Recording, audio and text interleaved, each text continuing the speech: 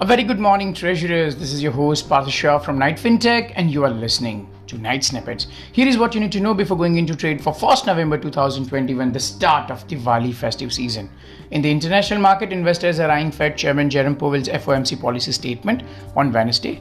Any hints or subtle plans will spook the bond markets for bond tapering. US 10-year closed at 159 and 30-year at 193 percentage points on Friday. In the crude oil market, crude is trading at $83.50 per barrel. Short-term range for crude is 83 to 87. Crude has substantially fallen from $86 to $83.50 now. In the currency market, dollar index or DXY is at 94.18. 94 level has been broken by the dollar bulls. DXY's today's range seems to be 93.69 to 94.51. USD CNY or Chinese yuan is at 641. Last week USD CNY was trading at 638 and now at 641. USD INR on the other hand, with a high of 74.98, closed at 74.88. Support at 74.80 and resistance at 75.25 does exist for USD INR.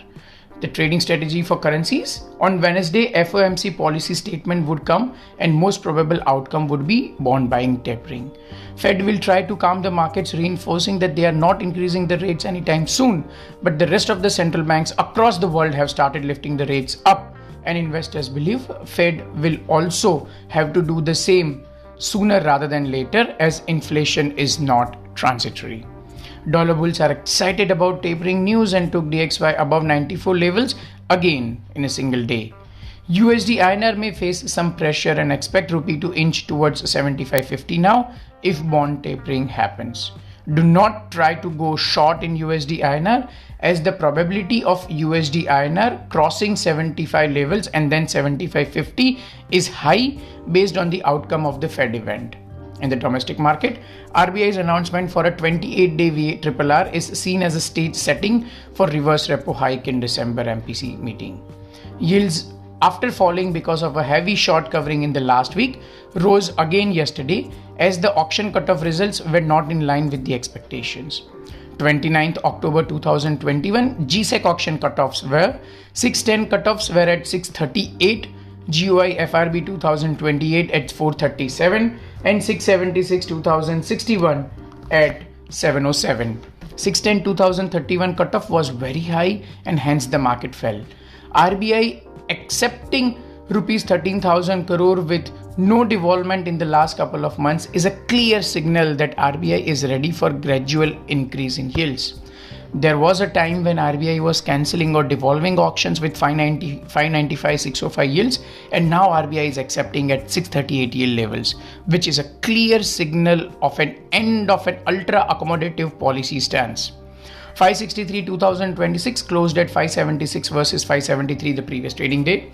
610 2031 closed at 639 versus 637 the previous trading day, 2 basis point down. OIS curve: 1 year 431 versus 434, 2 year 490 versus 493, 5 year 566 versus 563. Knight research team expects the 1 year OIS not to cross 435-440 levels for a couple of weeks, barring Fed uncertainty. December MPC meeting will also be the next game to watch. Trading strategy for domestic market: Knight research team had suggested traders to stay away on Friday as we wanted to see the demand at auctions. It turns out the demand is there, but at 638 levels, and hence the market also fell sharply after the auction cutoffs. As we had mentioned, this is the seller's market and sell at every high. Do not create any meaningful new positions now. For trading, 640-641 levels will be protected, and traders expect RBI intervention, and hence that might be a good idea to enter again for 2-3 basis points quick gain. Trading range for 610-2031 would be 635 to 641.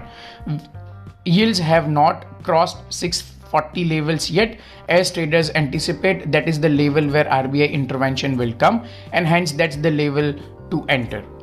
That's it for today. See you tomorrow with the new episode of Night Snippets.